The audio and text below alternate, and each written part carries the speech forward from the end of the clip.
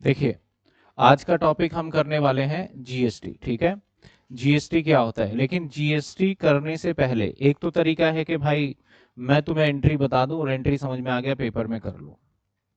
लेकिन मैं हर बार ये कहता हूं स्टूडेंट को कि अब पढ़ने का तरीका बिल्कुल बदल चुका है। पहले क्या था, स्टूडेंट सारी चीजें जानते थे, पेपर में आएगा नहीं आएगा उससे मतलब नहीं है, लेकिन एक्चुअल फैक्ट पता होना चाहिए कि कैसे बना और क्यों कर रहे हैं। तो मैं एंट्री नहीं बताऊंगा, एंट्री के साथ साथ केवल सिर्फ एंट्री नहीं बताने वाला कि ये टैक्स मैकेनिज्म आया क्यों और ये टैक्स के पीछे क्या इनका पर्पस था और किस तरीके से आया। तो थोड़ा बैकग्राउंड और हम सारी चीजें देखेंगे। तो सबसे पहले भारत के अंदर, इंडिया के अंदर अगर मैं टैक्स की बात करूं तो टैक्स यहाँ पे ना दो टाइप के टैक्स होते हैं। एक होता है हमारा डायरेक्ट टैक्स, डायरेक्ट टैक्स, और एक होता है हमारा, दैट इज उस टैक्स का नाम है इनडायरेक्ट टैक्स। Indirect tax. अब सर डायरेक्ट टैक्स क्या है, इनडायरेक्ट टैक्स क्या है, ये समझ लेते हैं एक बार।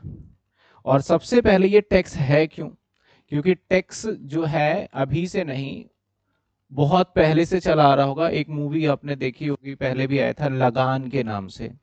तो पहले जब अंग्रेजों का कब्जा था हमारे देश पे तो वो भी टैक्स लिया करते थे, लेकिन वहां पे ज्यादा से ज्यादा लगान कर वसूली करते थे। वहां पे इतना सिस्टमेटिक नहीं था, बस वहां ये पता था कि इनसे टैक्स ले लो इससे छोड़ दो। तो टैक्स लेने का पर्पस ये है कि आप अभी घर से चल के यहाँ पे आए हो, तो जिस रोड से आप चल के आए हो वो सरकार ने अपने पैसे का बनाया है। आप जिस स्कूल में अगर पढ़ने के लिए जाते हो वहां पे फीस बहुत नॉमिनल लिया जाता है। अगर आप मान लेते हैं गवर्नमेंट स्कूल में पढ़ रहे हो तो वो जो स्कूल बना रहा है वो कौन बना रही है, गवर्नमेंट बना रही है। ऐसे आप जो भी चीजें यूज करते हो, जैसे कि पार्क यूज कर रहे हो, जो भी इंफ्रास्ट्रक्चर यूज कर रहे हो, तो गवर्नमेंट ये करती है। तो सर ये गवर्नमेंट करती है तो गवर्नमेंट पैसे कहाँ से लाएगी, तो गवर्नमेंट का सिंपल सा फंडा है। एक ऐसा मैकेनिज्म बनाया हुआ है कि एक पर्सन है और ये सारी पब्लिक है, और इन सारी पब्लिक को फैसिलिटी चाहिए। एक यहाँ पे राजा टाइप का बना दिया, ये क्या करते हैं, इनसे पैसे ले लेते हैं, और जो ज्यादा मैक्सिमम लोगों को फैसिलिटी चाहिए वो फैसिलिटी पे ये क्या करते हैं, खर्च कर देते हैं। तो जो पैसे आपसे लिए जाते हैं आपके फैसिलिटी को पूरा करने के लिए, उसको क्या बोला जाता है, हमारा टैक्स बोला जाता है। अब आर्मी फोर्स हो गए, इतने सारे अगर मान के चले बॉर्डर पे इतने सारे सैनिक है, पुलिस है, क्या आप सब कभी पुलिस को सैलरी देते हो, नहीं देते। इतने सारे आर्मी फोर्स में है, क्या आप तनख्वाह देते हो अपने हाथ से, देखा है देते हुए, या फिर आपने कभी दिया है, नहीं दिया है। तो उसको कौन देती है, गवर्नमेंट। इसके ऊपर खर्चा करोड़ों अरबों रुपए का आता है, तो वो खर्चा पूरा करने के लिए सरकार आपसे क्या करती है, टैक्स कलेक्ट कर लेती है, और टैक्स कलेक्ट करके उन खर्चों का क्या करती है, पूरा कर लेती है। तो टैक्स जो है गवर्नमेंट आपकी सुविधा के लिए बनाया गया है। लेकिन आज के टाइम पे जो टैक्स है ना वो इतना ज्यादा कर दिया गया है, वो सब चीजें देखेंगे। तो सरकार ने टैक्स दो टाइप के बनाए, एक डायरेक्ट टैक्स और एक इनडायरेक्ट टैक्स। डायरेक्ट टैक्स का मतलब है, मान लिया जाए कोई व्यक्ति है जिसका नाम मिस्टर राम है, और इसकी इनकम इनकम मान लेते हैं अगर इसकी इनकम की बात करें, सपोज करो, तो इसकी इनकम जो है वो है 10 लाख रुपए। अब कैसे इनकम हुआ, कैसे भी हो सकता है, नौकरी कर रहा है वहां से भी इनकम हो सकता है, जॉब से सैलरी आ रही है। दूसरा कहाँ से इनकम हो सकता है सर, इनकम इसकी हो सकती है इसने दुकानदारी कर रखी है वहां से इनकम आ रहा है। तीसरा प्रॉपर्टी डीलर का काम कर रहा हो, कहीं से भी इनकम आ रहा है। तो गवर्नमेंट का कहना है कि भाई जब आपके पास इतनी सारी इनकम आ रही है, 10 लाख, 10 लाख कब का, सालाना, तो इस व्यक्ति को सीधा सीधा गवर्नमेंट के पास जाना होगा, सीधा सीधा गवर्नमेंट के पास जाना होगा, और गवर्नमेंट को जाके टैक्स जमा करना होगा। किसको जमा करना होगा, गवर्नमेंट को जाके मिस्टर राम को सीधा डायरेक्टली गवर्नमेंट के पास जाना है और टैक्स जमा कर लेना है। तो इसलिए एक टैक्स बना जिसका नाम रखा गया डायरेक्ट टैक्स। डायरेक्ट का मतलब कि गवर्नमेंट और जो व्यक्ति है जो टैक्स देता है उनके बीच में डायरेक्ट कम्युनिकेशन होता है। अगर राम ने टैक्स नहीं भरा तो जो पनिशमेंट मिलने वाला है, जो जेल या सजा होने वाला है, वो किसको होगा? सीधा राम को होगा। तो अगर राम, क्योंकि यहाँ पे सीधा सीधा कनेक्शन किसका है? गवर्नमेंट का और राम का। दूसरा एक टैक्स होता है, मान लेते हैं कि एक व्यक्ति है मिस्टर मोहन,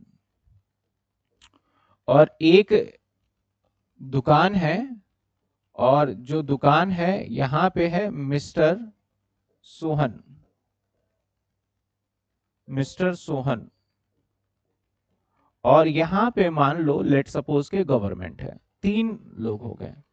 अब जो मिस्टर मोहन है, इसने क्या करा? इस दुकान से एक, मान लेते हैं सपोज करो, चिप्स का पैकेट लिया, इस दुकान से चिप्स का पैकेट लिया, और चिप्स का पैकेट जो था वो था 9 रुपए का, और उसके ऊपर 1 रुपए का टैक्स था, और चिप्स के पैकेट पे टोटल एमआरपी था, दैट इज एमआरपी, और वो 10 रुपए डला हुआ है।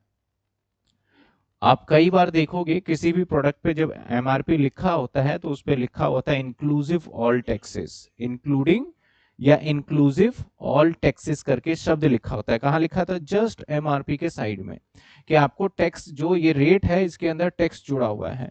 तो चिप्स का पैकेट है कितने का सर? चिप्स का पैकेट 9 रुपए का है, और 1 रुपए का आपने इसको टैक्स दे दिया। यानी जो आपने 10 रुपए का चिप्स खरीदा है, चिप्स का पैकेट खरीदा है, और आपने पेमेंट किसको किया है? सोहन को कर दिया। अब सोहन क्या करेगा? 9 रुपए तो अपने पास रख लेगा दुकान के अंदर, और 1 रुपए डायरेक्टली जाके जमा कर देगा गवर्नमेंट को। 1 रुपए किसको जमा कर देगा? आपके नाम का गवर्नमेंट को। तो 1 रुपए जो इस दुकानदार सोहन ने गवर्नमेंट को जमा किए, ये अपने जेब से जमा नहीं किए इसने। इसने क्या किया? रिसीव किससे किया? मोहन से पैसे लिए, और अपने पैसे रख लिए, और जो सरकार के पैसे हैं वो जमा कहाँ करवा दिए इसने? सरकार को जाके करा दिए। तो अब देखो टैक्स कौन दे रहा है यहाँ पे? फाइनल टैक्स पेमेंट कौन कर रहा है? पेमेंट की बात करें तो दिया तो मोहन ने ही टैक्स। राम तो एक मीडियोकर, सोहन तो एक मीडियोकर है। अगर मोहन ना देता है इसको 10 रुपए, तो क्या ये टैक्स 1 रुपए जमा कर पाता है? यहाँ पे नहीं कर पाता। तो इसने 10 रुपए दिए, और 1 रुपए इसके नाम के यहाँ पे क्या करें? डिपॉजिट कर दिए। तो ये फिर से अगेन मोहन जो है फिर से सरकार को टैक्स दे रहा है, लेकिन ये खुद जाके नहीं दे रहा है। इसके बीच में एक व्यक्ति है जो कि टैक्स जमा करवाने जाता है। अगर टैक्स इस व्यक्ति ने नहीं जमा करवाया तो जो सजा होगी, जेल होगी, सब इस व्यक्ति के ऊपर होने वाली है। किसके ऊपर? जो बीच में दुकानदार है। तो इस टैक्स को बोला जाता है इनडायरेक्ट टैक्स, क्योंकि हम डायरेक्ट सरकार से नहीं मिल रहे, हम इनडायरेक्टली जमा करवा रहे हैं। ठीक है ना? जैसे आप जो मुझे फीस दे रहे हो, डायरेक्ट फीस नहीं आ रही मेरे पास, इनडायरेक्ट फीस आ रही है, क्योंकि आपके पेरेंट्स पहले आपको फीस दे रहे हैं, और फिर आप मेरे पास लेके आ रहे हो। तो जो मेरे पास पैसे लेके आ रहे हैं वो डायरेक्ट फीस में रिसीव नहीं कर रहा। कैसे रिसीव कर रहा हूं? इनडायरेक्ट। मान लो आपके पेरेंट्स सीधा मुझे फीस ला के दे रहे हैं, तो वो फीस कौन सा माना जाएगा? हमारा डायरेक्ट। तो इसलिए यहाँ पे 2 टाइप का टैक्स हो गया। और डायरेक्ट टैक्स को ही आप जानते हो वेल नोन नेम से, जिसका नाम है हमारा इनकम टैक्स। क्या नाम है हमारा? Income tax. Income tax act 1961, जो कि अब बदल जाएगा 2 साल में, आने वाले 2 साल में सारी चीजें तैयार हो चुकी है, ये बदल जाएगा। मतलब सब कुछ वही रहेगा, बस नाम बदल दिया जाएगा। आपने जिस प्रकार से देखा है कि बड़ी सारी चीजें रहती वही है, लेकिन उसका बस नाम बदल दिया जाता है। जैसे बहुत सारे जगह का नाम बदल दिया गया। जैसे पहले गुड़गांव था, उसका नाम बदल के क्या कर दिया गया? गुरुग्राम। तो अंदर तो सारी चीजें वही है। तो सेम अब जो है ना 2000 आपका 25 के अंदर ये बिल आ चुका है। हम जो पढ़ रहे हैं, पहले इनकम टैक्स पढ़ा करते थे, जिसका नाम क्या था? Direct tax.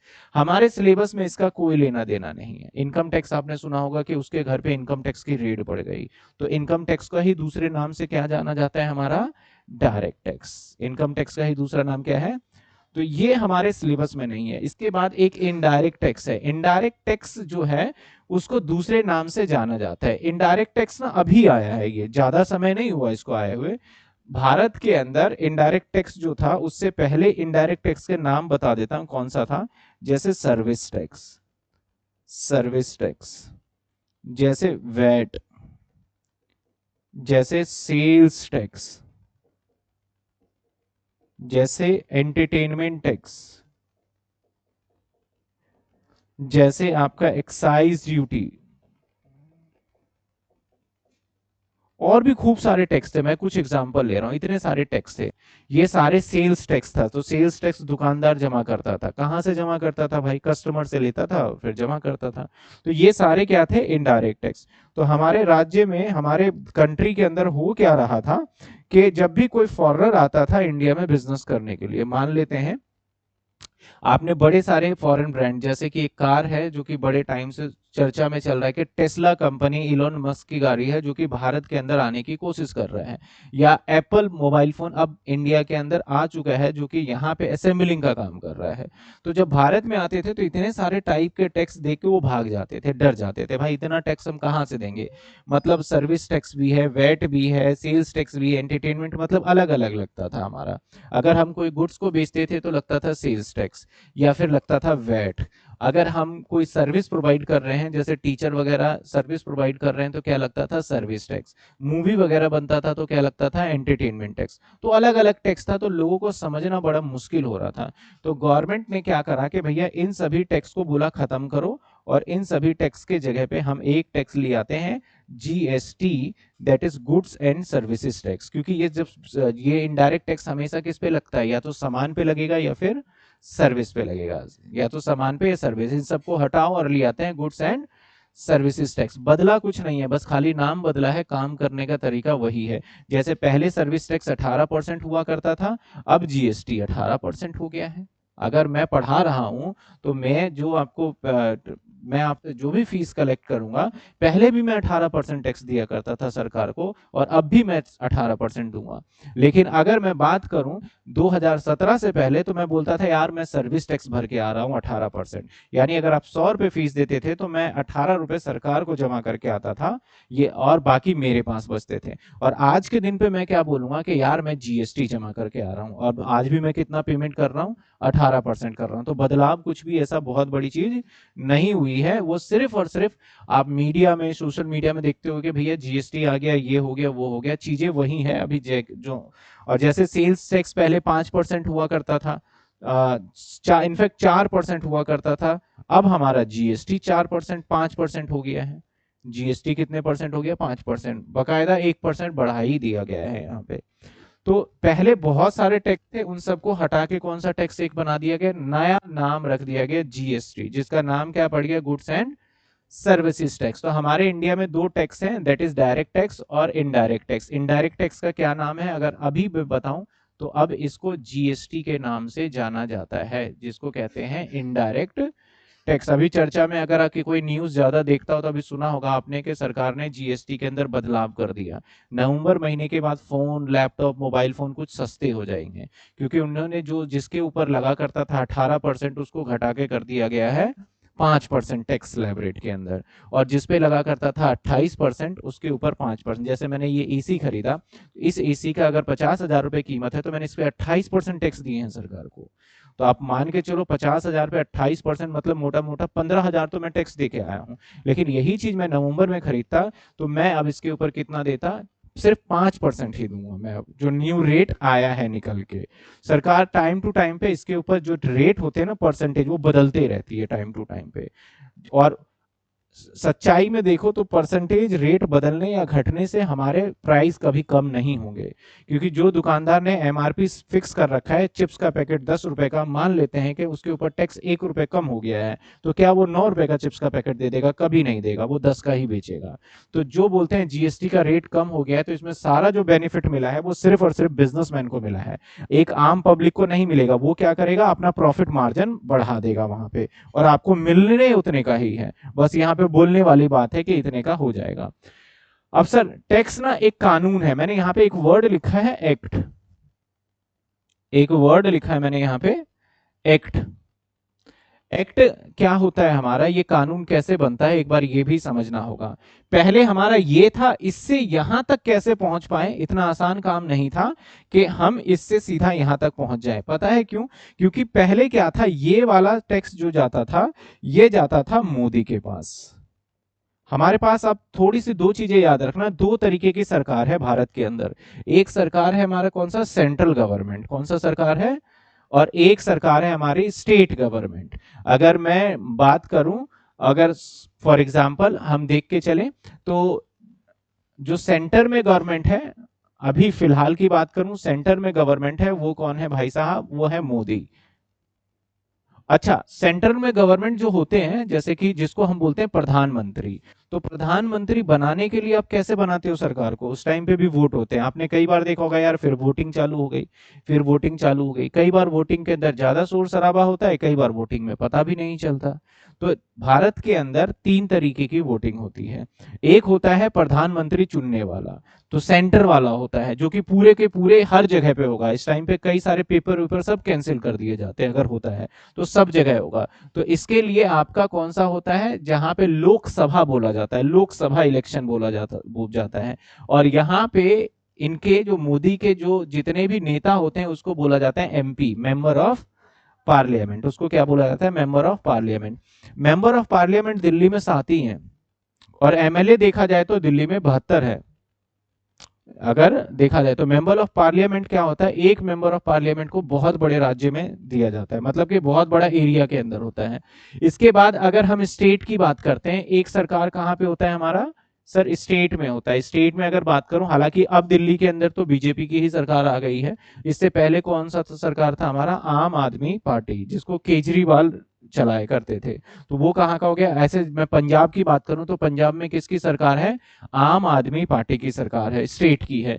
तो पंजाब के अंदर मान लिया जाए केजरीवाल चला रहे हैं। अगर स्टेट की बात करें तो पंजाब की बात करें तो यहाँ पे कौन सी गवर्नमेंट है, आम आदमी पार्टी, आम आदमी पार्टी, जिसको वो आप करके बोलते हैं, आप करके, जिसका मेन मुखिया कौन है, अरविंद केजरीवाल। तो हर राज्य के अंदर अलग अलग रहता है। ये कैसे बनते हैं, इसके लिए जो होता है यहाँ पे एमएलए काम करता है, एमएलए। तो इसका इलेक्शन अलग होता है भाई, अलग होगा। इसके बाद एमसीडी के इलेक्शन होता है। अभी मुंबई में देखा आपने कि भैया मराठी बोलो, मराठी नहीं तो मारेंगे, ऐसा कुछ न्यूज चल रहा था अभी बहुत दिनों से। तो वहां पे बीएमसी का इलेक्शन होने वाला था, बॉम्बे म्युनिसिपल कॉर्पोरेशन का इलेक्शन। तो वो जो एमसीडी वाले जो झाड़ू वाड़ू साफ सफाई करते हैं ना, जो रोड पे आपके बैनर वगैरह लगते हैं, रोड वोड बनते हैं, तो इनका अलग अपना इलेक्शन होता है। इसको कौन सा इलेक्शन बोलते हैं, म्युनिसिपलिटी इलेक्शन बोलते हैं। तो यहाँ पे इनका अलग होता है। तो तीन तरीके के इलेक्शन होते हैं। एक होता है कि भैया ये देख रेख करने का, हाउस टैक्स वगैरह कलेक्ट करने का, उसको बोलते हैं एमसीडी का इलेक्शन, जो कि दिल्ली में अगले साल होगा। तो एमसीडी के इलेक्शन में ज्यादा शोर शराबा होता है, क्योंकि वहां के लोकल नेता होते हैं और उसका दायरा बड़ा ही कम होता है। जैसे यहाँ का देखा जाए तो शकरपुर और थोड़े बहुत जगह का एक ही बंदा होगा जिस ज्यादा होगा। लेकिन एमपी के अंदर कम शोर शराबा होता है, एडवर्टीजमेंट बहुत होता है, लेकिन रैली वगैरह बड़ी कम होती है। क्यों, क्योंकि बहुत बड़े दायरे में होता है वो। अगर मैं बात करूं तो जो चांदनी चौक का जो हमारा है, वही शकरपुर का भी हमारा एमपी माना जाएगा। जो चांदनी चौक का एमपी है वही कहाँ का माना जाएगा, हमारा शकरपुर। तो कितने बड़े एरिया को कवर कर रहा है। लेकिन विधायक देखा जाए तो शकरपुर और त्रिनगर का विधायक एक ही माना जाएगा हमारा। उससे अगर आगे जाओगे तो विधायक क्या होगा, बदल जाएगा। और अगर आप देखोगे निगम पार्षद जिसको बोलते हैं हम, वो क्या होगा, आपका एक एरिया से दूसरे एरिया में जाओगे तो बदल जाएगा। तो अभी बस हमें दो चीजें ध्यान रखनी है, एक होता है हमारा सेंट्रल गवर्नमेंट, एक होता है हमारा स्टेट गवर्नमेंट। तो ये अपने स्टेट गवर्नमेंट जितने भी टैक्स का पैसा होता है अपने पास रखता है और अपने स्टेट को चलाने की खुद की जिम्मेदारी लेता है। अगर पंजाब के अंदर पंजाब को चलाना है तो केजरीवाल भैया खुद ही टैक्स कलेक्ट करेगा और खुद ही पंजाब को चलाएगा। और अगर पंजाब में कोई दिक्कत आती है तो फिर सेंट्रल गवर्नमेंट यहाँ पे आके उसकी क्या करता है, मदद करता है। हाँ भाई, जैसे बाढ़ आ गया, कुछ भी आ गया, तो उस केस के अंदर सेंट्रल गवर्नमेंट उसको मदद करता है। तो सेम ऐसे देखा जाए तो पहले था ना, सर्विस टैक्स मोदी के पास जाता था, यानी सेंटर के पास। ये जाता था किसके पास, स्टेट के पास। सेल्स टैक्स किसके पास जाता था, ये मोदी के पास। एंटरटेनमेंट टैक्स किसके पास जाता था, स्टेट के पास जाता था। एक्साइज ड्यूटी किसके पास जाता था, मोदी के पास। यानी जो इनडायरेक्ट टैक्स था ना, फिक्स नहीं था, कुछ तो चले जाता था मोदी के पास और कुछ चला जाता था स्टेट के पास। और अब जब जीएसटी आया तो जीएसटी में पता है क्या बोला इन्होंने, कि सारा का सारा पैसा किसके पास जाएगा, मोदी के पास जाएगा। सारा का सारा पैसा किसके पास जाएगा, मोदी के पास जाने वाला है। जीएसटी जब लाया गया तो आपको समझ समझ सकते हो, जो स्टेट वाले नेता होंगे जो, वो क्या मान जाएंगे इस बात को भाई आपके पास पैसे आ रहे थे, आप अपना राज्य अपने हिसाब से चला रहे थे, अब आपको दूसरे के हिसाब से चलाना है तो आपकी सारी पावर तो छीन लेगी इस तरीके से। तो उन्होंने बोला जीएसटी नहीं आएगा। तो जीएसटी किसी भी कानून को कैसे बनाया जाता है उसको हम समझते हैं। कानून को बनाने के लिए हमारे पास दो असेंबली हैं, ये दो असेंबली। एक होता है लोकसभा जहां पे कौन होते हैं हमारे एमपी, जहां पे कौन होते हैं एमपी, और एक राज्यसभा होते हैं और वहां पे कौन होता है हमारा एमएलए। एमएलए का फुल फॉर्म क्या है, मेंबर लेजिस्लेटिव ऑफ असेंबली, और यहाँ पे मेंबर ऑफ पार्लियामेंट। ये दो, अभी ये नया नया बना हुआ है मेंबर ऑफ पार्लियामेंट, अभी रिसेंट ही बना है, और ये पुराना ही चला आ रहा है आपका। ये सारा का सारा इंडिया गेट के आसपास दोनों आपको ये मिल जाएगा। तो इसके अंदर होता क्या है, हमारा कोई भी कानून बनने के लिए सबसे पहले यहाँ पे देखोगे ना, तो यहाँ पे सारे के सारे जितने भी मेंबर ऑफ पार्लियामेंट बैठते हैं, जितने भी मेंबर ऑफ पार्लियामेंट बैठते हैं, टोटल मिला के ये लगभग लगभग 540-45 के आसपास टोटल संख्या होती है इनकी। टोटल कितनी होती है, 540। उसमें से 51% अगर बात एग्री कर लेता है कि भैया 51% बोल देता है कि यस, तो समझो आपका जो आप करना चाहते हो वो चीजें पास हो गया। आपने बोला कि भैया आज के बाद 12वीं के बाद सबको सरकारी नौकरी मिलनी चाहिए, सबको गवर्नमेंट जॉब मिल जानी चाहिए 12वीं का, और यहाँ पे एक एक किसी ने प्रस्ताव रखा, जिसको विधेयक भी बोलते हैं, प्रस्ताव रखा। तो सभी ने मिलके, भाई कोई बोलेगा ऐसा नहीं होना चाहिए, ऐसा तो बहुत गलत है, और कोई बोलेगा होना चाहिए, नहीं होना चाहिए, तो बोलेगा ठीक है भाई वोटिंग कर लो। तो इसके अंदर एक मुखिया होता है, जो कि हमारे मुखिया अभी इस टाइम पे लोकसभा इसकी स्पीकर बोलते हैं जिसको, तो ये वोटिंग करा लेते हैं। वोटिंग इलेक्ट्रॉनिक वे से होता है, बटन दबा देते हैं जिसको दबाना है, जैसे आप वोट डालते हैं ना वैसे बटन दबा दिया। इसके अंदर 51% अगर बंदे बोलते हैं कि 12वीं के बाद उसको सरकारी नौकरी मिल जानी चाहिए, तो भैया आप मिल जाएगी, बात खत्म हो गई। अब आप बाकी जो 49% कुछ भी बोलते रहे उसकी कोई वैल्यू बची नहीं। तो कोई भी चीज पास करने के लिए क्या होता है, इसके अंदर जितने मेंबर बैठे हुए हैं उसमें से 51% उस चीज को हाँ बोलेगा तो वो काम हो जाएगा, और ना बोलेगा तो वो काम नहीं होगा। लेकिन अगर यहां से ऐसे बात बनने लग जाए तो कानून सही तरीके से नहीं बन पाएगा, क्योंकि बोला गया ऐसे तो भैया हर बार प्रधानमंत्री तभी बनता है जब इसमें से 51% लोग प्रधानमंत्री के साथ हो। तो भैया प्रधानमंत्री जो चाहेगा वो बिल पास हो जाएगा। तो बोला गया इसको यहां भी लेके आना पड़ेगा, और उस बिल, मैं एक वर्ड यूज कर रहा हूं बार बार, बिल। बिल का मतलब जो काम करवाना चाह रहे हो। जैसे बोला गया कि जिस स्कूल के अंदर, सरकारी स्कूल के अंदर टीचर नहीं आते हैं, उस स्कूल के ऊपर फाइन लगाया जाएगा, या फिर जो नेता आपके एरिया में काम नहीं कर रहा उसको फांसी की सजा दे देनी चाहिए। अब ये बिल पास करवाना है। अभी हालांकि अभी एक बिल आया है, कल परसों में आया है, कि अगर कोई नेता जेल जाता है तो उसको चुनाव लड़ने का अब कोई हक नहीं है। पहले क्या होता था, जैसे केजरीवाल जी जेल गए, बोले हम तो जेल से सरकार चलाएंगे, हुआ था ना, जेल से ही चलाएंगे कुछ भी हो जाए। लेकिन अब कानून आ गया है, कल परसों ही पास हुआ है, कि अगर कोई नेता जेल चला गया तो जेल से कानून चलाने का कोई सिस्टम नहीं होगा, उसको इस्तीफा देना पड़ेगा और उसकी जगह पे कोई और ही चलाएगा। ये नियम आ गया। तो कैसे आया, सबसे पहले क्या होता है, यहाँ पे डिस्कशन होती है। डिस्कशन में, डिस्कशन कुछ नहीं होता, सिर्फ सब शोर मचाते हैं। अपोजिशन वाले बोलेंगे नो, और जो फेवर वाले बोलेंगे यस। तो यहाँ पे जो काम, जो प्रधानमंत्री होता है, जो चाहेगा वही बिल यहाँ पे पास हो जाएगा, जो चाहेगा वो बिल पास हो जाएगा। लेकिन यहाँ प्रधानमंत्री की नहीं चलती राज्यसभा में, क्योंकि राज्यसभा में सब स्टेट वाले आते हैं, और हर स्टेट में प्रधानमंत्री कम, बीजेपी की गवर्नमेंट तो है नहीं, पंजाब में बीजेपी की गवर्नमेंट नहीं है, तमिलनाडु में बीजेपी की गवर्नमेंट नहीं है, बंगाल में बीजेपी की, तो हर राज्य में तो है ही नहीं बीजेपी की गवर्नमेंट, तो यहाँ मोदी की नहीं चलेगी। तो मोदी जो बिल लेके आते हैं तो ये कन्विंस करने की कोशिश करते हैं, भाई मान जाओ। तो ऐसे जीएसटी, यहाँ पे तो एक बार में ही जीएसटी बोला बहुत बढ़िया बिल है, पास कर दो, क्योंकि सारा टैक्स किसके पास जाना था, मोदी के पास जाना था। बहुत बहुत बढ़िया बिल है, पास कर दो, फट से 51% यहाँ पे मान गए। जैसे ही यहाँ पे गए, यहाँ पे सब मना कर देते हैं, नहीं भाई ऐसे थोड़ी होगा, हम स्टेट वाले हैं। तमिलनाडु ने मना कर दिया, सभी ने लगभग लगभग मना कर दिया, हमें ये बिल नहीं लाने देंगे और ना ही पास करेंगे। अगर यहां भी पास हो जाता है और यहां भी पास हो जाता है, तब जाके ये चला जाता है किसके पास, राष्ट्रपति के पास। और राष्ट्रपति जब यहां और यहां पास हो गया तो दिस इज कम, इसे बिल बोल दिया गया। क्या बोल दिया गया इसे, बिल। और राष्ट्रपति के पास जैसे ही जाएगा, उसने सिग्नेचर कर दिया, उस दिन से वो क्या बन जाता है, एक्ट बन जाता है। उस दिन से क्या बन जाएगा, वो एक्ट बन जाएगा। तो पहले क्या रहता है, बिल। बिल का मतलब भैया अभी कानून बना नहीं है, ये बन जाएगा जब कौन साइन कर देगा, राष्ट्रपति। और राष्ट्रपति पता है किसकी बात सुनता है, हमेशा प्रधानमंत्री की बात सुनता है, क्योंकि किसी को राष्ट्रपति बनाने के लिए 51% मेजोरिटी चाहिए जो बोले कि ये व्यक्ति बनाओ, तो ये हमेशा अपने पर्सन को ही चुनेगा। मैं जब से देख रहा हूं तो एपीजे अब्दुल कलाम के बाद मुझे लगता ही नहीं भारत के अंदर कोई राष्ट्रपति बना भी है, और दिखता ही नहीं राष्ट्रपति। क्यों बनाया? राष्ट्रपति का पद ही नहीं होना चाहिए मेरे हिसाब से, तो किसी काम का ही नहीं नजर आ रहा, क्योंकि कोई ऐसा मेजोरिटी काम करते हुए आप देखोगे नहीं कि राष्ट्रपति किसी काम के अंदर इंटरफेयर कर रहा है। कौन आता है कौन नहीं जाता, अभी अगर 8 9 के बच्चों से पूछ लो ना हमारे देश का राष्ट्रपति कौन है, किसी को पता ही नहीं है आज के टाइम पे कि भैया कौन से राष्ट्रपति बन गए, कब चले जाते हैं, कब आ जाते हैं। तो वो हालत करा हुआ है। और बाहर की कंट्री में क्या होता है, जैसे अमेरिका हो गया, वहां पे मेन सारा काम कौन संभालता है? राष्ट्रपति संभालता है। और भारत के अंदर सबसे सारा काम कौन संभालता है? प्रधानमंत्री संभालता है। इसलिए ज्यादा पता ही नहीं है लोगों को। तो यहां से बिल पास होना, और यहाँ तो जीएसटी आप समझ सकते हो, स्टेट वाले की मैं पावर छीनना चाह रहा था। तो स्टेट वाले कौन से होते हैं? हमारे राज्यसभा के होते हैं। तो वो पास करने दे ही नहीं रहे थे।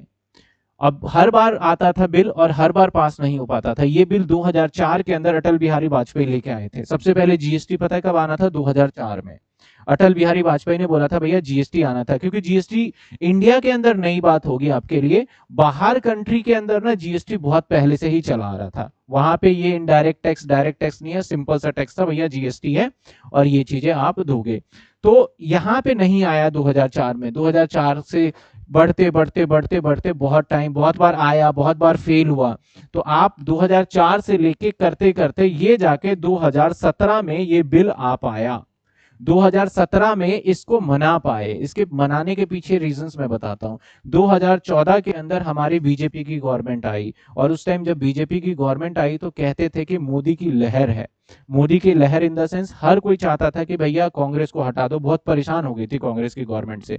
तो बीजेपी की गवर्नमेंट को लेके आई। और बीजेपी ने उस टाइम पे जितने भी राज्य थे उस राज्य को भी जीत लिया था, लगभग लगभग आसपास के। तो लगभग लगभग पूरे देश के अंदर 57 से 60% राज्य पे भी बीजेपी का कब्जा था, और दूसरे भी राज्य पे बीजेपी का। तो 2017 में जितने भी यहाँ बैठे हुए थे, सब जितने भी राज्य जीते हुए थे, लगभग लगभग किसके अंडर कंट्रोल में थे? बीजेपी के थे। वहां पे बात मनवाना आसान था, लेकिन बीजेपी ने क्या कहा, रूल तब जाके निकाला, क्योंकि बहुत लोग मान ही नहीं रहे। तो बोला तो ठीक है भाई, जो जीएसटी का पैसा होगा ना, आधा मैं रखूंगा। मोदी ने बोला आधा मैं रखूंगा और आधा भैया तुम स्टेट वाला रख लेना। ठीक है, कोई दिक्कत नहीं। तो स्टेट वालों ने बोला भैया हम आधा क्यों रखें, पहले तो हम क्या रखते थे? पूरा ही रखते थे, अब आधा क्यों रखें? पहले तो मेरे पास वैट पूरा ही आता था। उसने बोला देखो पहले मेरे पास भी तो सर्विस टैक्स पूरा आता था। ये किसके पास आता था? मोदी के पास आता। बोला इसमें से मैं आधा सेक्रीफाइस कर रहा हूं और तुम यहां से आधा सेक्रीफाइस करो। तब जाके वहां पे बात बनी कि भैया आधा आधा काम चलने वाला है। तो अब आधा आधा मतलब जो भी टैक्स आप देते हो दैट इज इनडायरेक्ट टैक्स, जिसको बोलते हैं गुड्स एंड सर्विसेज टैक्स। तो जो इनके पास चला जाता है उसको बोला जाता है SGST, और जो हमारा इनके पास चला जाता है वो होता है हमारा CGST, और इन दोनों को मिला दो तो बनता है simple GST। C for centre, C for क्या है हमारा? Central goods and services tax. और जो हमारा S फॉर क्या है? स्टेट है। तो ये सेंटर है और ये क्या है? स्टेट। इसलिए टैक्स को दो भाग में बांटना पड़ा, पहले ऐसा कुछ उम्मीद नहीं था। तो जीएसटी इस तरीके से हमारे भारत के अंदर आया। जीएसटी का अगर मैं बात करूं तो देखो, अगर हिस्ट्री ऑफ जीएसटी देखोगे तो 1954 से जीएसटी अदर कंट्री में, भारत में तो नहीं, अदर कंट्री में चलता है, जैसे कनाडा, ऑस्ट्रेलिया, सिंगापुर, आपका यूके, इटली, स्पेन, इन जगह पे चलता आया था, जिनको जीएसटी बोलते थे। वहां पे इनडायरेक्ट टैक्स के नाम से था। लेकिन इन कंट्री के अंदर अगर आप जीएसटी देते हो तो यहाँ फायदा मिलता है लोगों को। हॉस्पिटल आपका मान के चलो, जितने भी ट्रीटमेंट होगा सब गवर्नमेंट देती है, स्कूल के खर्चे गवर्नमेंट देती है, वहां पे प्राइवेट नाम की कोई चीज ही नहीं होती है। तो यहाँ बेनिफिट मिलता है आपको, लेकिन भारत के अंदर उतना बेनिफिट नहीं मिलता। यहाँ पे जीएसटी से इतना पैसा आता है ना, इतना पैसा आ रहा है सरकार के पास, लेकिन नेता इतने चोर बैठे हुए हैं कि वो मान के चलो आपको बेनिफिट ही नहीं मिलता। चीजें इतनी महंगी कर दी गई है, आपको उसका फायदा मिलेगा ही नहीं। जीएसटी उस चीज पे ही लेके आए जिस पे लाना चाहिए। अभी भी देखो, पुराने वाला टैक्स अभी भी खत्म नहीं किया इन्होंने, कुछ कुछ जगह पे उस पे टैक्स है। सिंपल सा एग्जांपल है, सरकार कोविड के अंदर, कोविड था उस टाइम पे, कितने लोगों की जान चली गई, कितने परिवार नहीं रहे, लेकिन सरकार ने बोला कि भैया सबसे पहले दारू चालू करो, नहीं तो हमें दिक्कत हो रहा है। पहला जो ओपन किया गया, वाइन शॉप ओपन किया गया सबसे पहले, क्योंकि उसके ऊपर पता है 150% टैक्स लेती है। जो 20 रुपए का दारू तैयार होता है ना, उसको जाके 100 रुपए में बोलती है कि भैया 80 रुपए हम टैक्स लेंगे और तुम बेचो अब इसको 100 रुपए में। तो गवर्नमेंट को लगा यार हमारी इनकम खत्म हो रही है, नेताओं को इतना छटपटाहट होने लगा कि सबसे पहले बोला इसको, और एजुकेशन से टैक्स बहुत कम मिलता है तो बोला सबसे लास्ट में खोलो इसको एजुकेशन को। तो स्कूल कॉलेज जो भी थे सबसे लास्ट में खोले गए, क्योंकि यहां सरकार को फायदा दिख ही नहीं रहा था, बच्चों का नुकसान हो रहा था उससे मतलब नहीं था, इससे फायदा नहीं दिख रहा था, इसलिए बस बोल रहे थे कोविड का ये है वो है। तो भाई अब वाइन शॉप पे भी तो कोविड का वो है, तो जहां से ज्यादा ज्यादा टैक्स आ रहा था उन दुकानों को पहले खोला गया, और जहां से नहीं टैक्स आ रहा था या कम ही टैक्स आ रहा था उस दुकान को बोला मरने दो, कोई दिक्कत नहीं है, इसको खोलो ही मत अभी, ताकि हमारा नाम भी रहे कि हम कोविड के अंदर चीजों को चला रहे हैं। तो यहाँ पे इन कंट्री के अंदर किसी इंसान की जान की कीमत है, और भारत के अंदर दिल्ली में तो फिर भी थोड़ी बहुत, कोई अगर किसी का मर्डर हो जाए, किसी की डेथ, अगर किसी ने किसी को मार दिया तो पुलिस थाने चले जाते हैं। गांव विलेज के अंदर अभी भी हालात ऐसे हैं, किसी का मर्डर हो गया ना तो पुलिस वाले भी नहीं आते देखने के लिए कि भाई क्या हुआ है एक्चुअल मायने में, और नेता इतना किसी को कोई मतलब ही नहीं है कि कोई आया बोलता है चलो ठीक है हटाओ कोई बात नहीं है। जब मीडिया के अंदर ये बातें आती है तब शायद वहां पहुंचेंगे, नहीं तो नहीं पहुंचते। हालात भारत की अभी भी बद से बदतर है। कभी बहुत लोग बोलते हैं कि हम इधर घूमने जा रहे हैं उधर, अगर जिसने भारत सही मायने में घूमा है उसको पता चलेगा भाई कि हाल तो टास्क फोर्स 2000 के अंदर कमेटी बनाई गई, और यहाँ पे केलकर टास्क फोर्स, अब होता क्या है जब कानून मेंबर ऑफ पार्लियामेंट और राज्यसभा दोनों में जब फंस जाता है तो पास नहीं होने देते, तो हम क्या करते हैं जैसे कि बोलते हैं कि भाई कौन यहाँ पे जो शोर मचाने वाला कौन होगा, अपोजिशन वाला, यानी यहाँ पे कांग्रेस वाले चिल्लाएंगे और यहाँ पे जो बीजेपी वाले नहीं है वो चिल्लाएंगे। तो बोलते हैं कि भाई एक काम करते हैं, आप भी अपने में से 4-5 बंदे भेज दो और आप भी अपने में से 4-5 बंदे भेज दो, और एक हम बना देते हैं मीटिंग टाइप का, और इनको बोल देते हैं कि भैया आप जांच करो इसके ऊपर, और अगर आपको अच्छा लगे तो हम ये कानून लेके आएंगे। फाइनल डिसीजन ये आता है हमेशा, जिसके अंदर आपने सुना होगा जेपीसी का गठन कर दिया इन्होंने, बड़ी सारी चीजें ये बीच बीच में बनाते रहते हैं। ऐसे ही उस टाइम पे केलकर टास्क फोर्स बनाया गया था कि भैया इसको टैक्स लगाना चाहिए, लोगों के लिए फायदा है नुकसान पहले आप पता कर लो। तो भैया उसने 2006 के अंदर अनाउंसमेंट फाइनेंस मिनिस्टर, अब 2006 में पता है किसकी सरकार आ गई थी, 2004 में बीजेपी की गवर्नमेंट चली गई थी, 2006 के अंदर हमारी कांग्रेस की गवर्नमेंट आ गई थी, जहां पे वहां के फाइनेंस मिनिस्टर थे पी चिदम्बरम, जो कि राष्ट्रपति भी रहे कुछ दिनों तक, अगर आपने नाम सुना हो पी चिदम्बरम के नाम से, तो सॉरी पी चिदम्बरम कह रहा हूं, प्रणब मुखर्जी राष्ट्रपति भी रहे थे। पी चिदम्बरम 2006 के अंदर हमारे बने थे फाइनेंस मिनिस्टर, और अभी जेल में है, अभी तो फिलहाल जेल के अंदर है, क्योंकि इतना करप्शन कर दिया उन्होंने उस टाइम पे कि जेल जाना पड़ा। तो उस टाइम पे उनको दिया गया 1 अप्रैल, तो उसने भी बोल दिया भैया ये, उस टाइम पे भी जीएसटी पड़ा रहा, आया ही नहीं। फिर 2010 के अंदर फिर दोबारा आया बिल, फिर भी नहीं सुने। 2014 के अंदर जब फिर से बीजेपी की, क्योंकि यहाँ पे ये सरकार जो अटल बिहारी वाजपेयी थे ये किसके थे, बीजेपी के थे, और 2014 के अंदर अगर देखा जाए तो फिर से गवर्नमेंट किसका आ गया, बीजेपी का गवर्नमेंट आ गया। तो इन्होंने देखा यार हमारे पहले वाले को 10 साल तक इन्होंने कुछ काम ही नहीं किया, तो अब हम करते हैं। फिर बीजेपी ने बिल लेके आई और लोकसभा के अंदर बिल पास हो गया, अमेंडमेंट कर दिया गया। लेकिन 2015 में जब राज्यसभा में लेके गए बिल को पास करने के, तो 2000 राज्यसभा में 2015 में पास नहीं हो पाया, क्योंकि मेजोरिटी वहां पे नहीं था, फिर से जीएसटी नहीं आ पाया। फिर धीरे धीरे करते करते 2017 के अंदर 16 के अंदर फिर से एक अमेंडमेंट बिल पास हो गया राज्यसभा के अंदर, 2016 के अंदर पास हो गया, 1 साल बाद, जब बीजेपी हरियाणा जीत चुकी थी, बीजेपी पंजाब में भी जीत चुकी थी, मतलब बहुत सारे ऐसे राज्य थे जहां पे बीजेपी को सपोर्ट मिल चुका था। तो अब लोकसभा में बिल पास हो चुका है और राज्यसभा में भी बिल पास हो चुका है, अब सिर्फ क्या करना है, साइन करना है। राष्ट्रपति ने साइन कर दिया, और कब साइन कर दिया, सितंबर के अंदर सारी बातें चल रही थी, 17 मार्च वगैरह के अंदर सब कुछ रेडी हो गया था, सारा का सारा टैक्स को डिस्ट्रीब्यूट कर दिया गया था।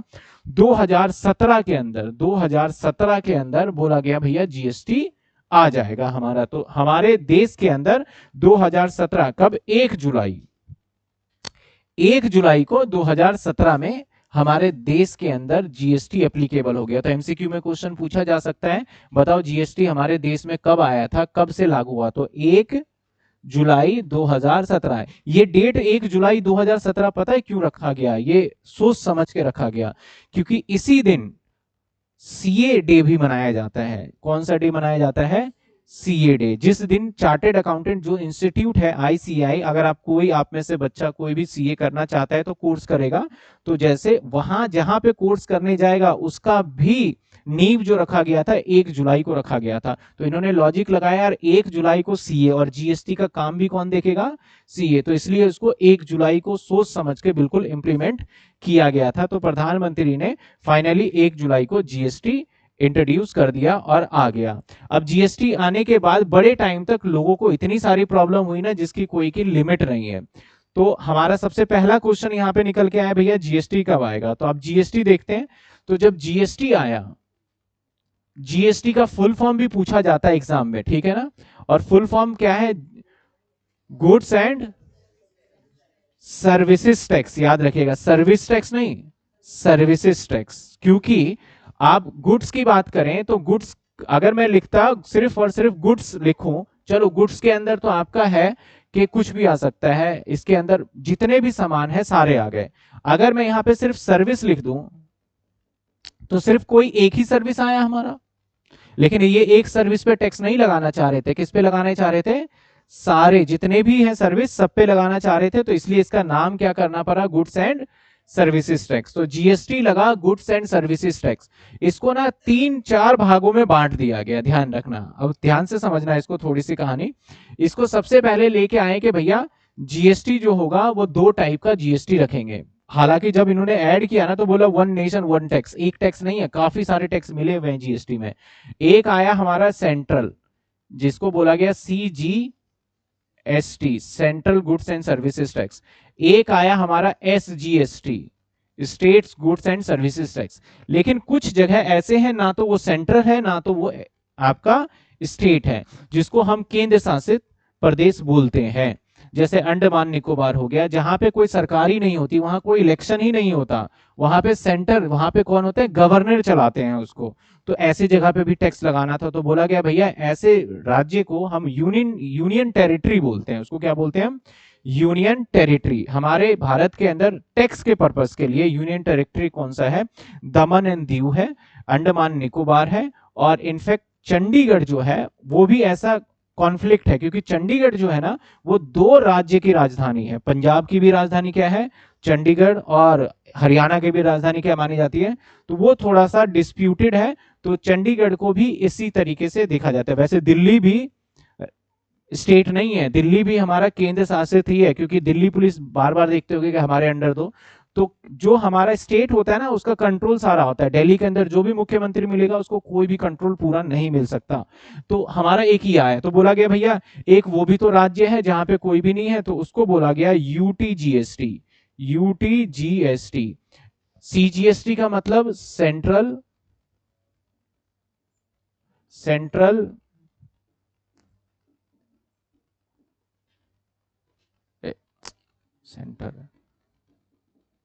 सेंट्रल गुड्स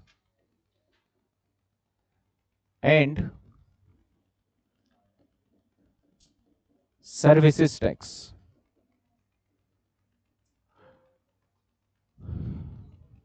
और एसजीएसटी का मतलब क्या है, एसजीएसटी का फुल फॉर्म क्या है, states goods and services tax. States goods and services tax, SGST का फुल फॉर्म है हमारा स्टेट्स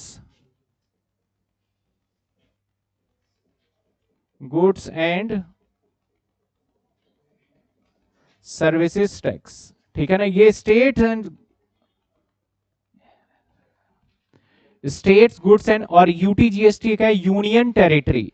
यूनियन टेरिटरी कौन सा होता है, जहां पे किसी की भी कोई भी एमएलए एमपी नहीं होता, वहां केंद्र शासित गवर्नर चलाता है उसको। कई बार ऐसा होता है ना कि हमारे उस प्रदेश की, उस राज्य के जहां पे सरकार नहीं बन पाती है कोई दिक्कत, कुछ दिक्कतों की वजह से, तो उसको हम यूनियन टेरिटरी। अब लेह लद्दाख भी हमारा यूनियन टेरिटरी का पार्ट है। पहले जम्मू एंड कश्मीर भी था, लेकिन जम्मू एंड कश्मीर में अब इलेक्शन हो गया है, तो वहां पे देखोगे तो वहां पे मुख्यमंत्री है जम्मू एंड कश्मीर में, पहले नहीं हुआ करता था। जब हमारा आर्टिकल 370 हटाया गया था तो जम्मू एंड कश्मीर को और लेह लद्दाख को एक यूनियन टेरिटरी बना दिया गया था कुछ समय के लिए। अब लेह लद्दाख को परमानेंटली क्या बना दिया गया है, यूनियन टेरिटरी, और जम्मू एंड कश्मीर को फिर दोबारा स्टेट के अंदर कन्वर्ट कर दिया गया है। तो ये यूनियन टेरिटरी जो होते हैं ना वो घटते बढ़ते रहते हैं, वो डिपेंड्स करता है कब क्या गवर्नमेंट ने एक्शन लिया है, तो ऐसा फिक्स रहने वाला नहीं है ये, ठीक है।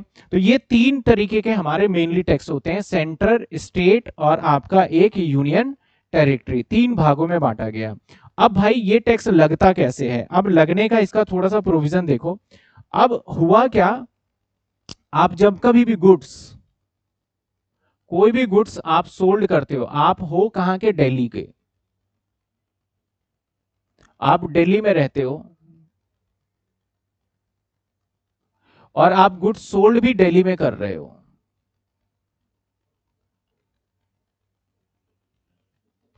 आप दिल्ली में रहते हो और गुड्स सोल्ड भी कहां कर रहे हो, दिल्ली में। तो यहां पे दो तरीके का टैक्स, टैक्स जब भी लगेगा तो इसमें बंटवारा होगा टैक्स का, किन के बीच में, दो लोगों के बीच में, एक होगा SGST, एक होगा CGST, एक होगा SGST, एक होगा CGST, बंटवारा हो जाएगा।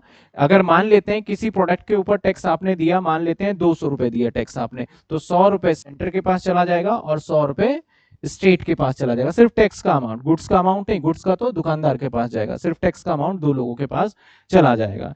एक तो ये रूल हो गया। अगर आपने, आप हो, मान लेते हैं आप जो हो दिल्ली में हो और आप सामान को सोल्ड करते हो, गुड्स को सोल्ड करते हो यूपी में, प्रॉब्लम यहां पे आ गई एक, आप दिल्ली में हो और आप गुड्स को सोल्ड कहां पे करते हो, यूपी में बेच रहे हो। तो आप क्वेश्चन रेज हुआ कि भैया टैक्स तो दो टाइप का है, एक तो SGST लगना चाहिए और एक CGST लगना चाहिए।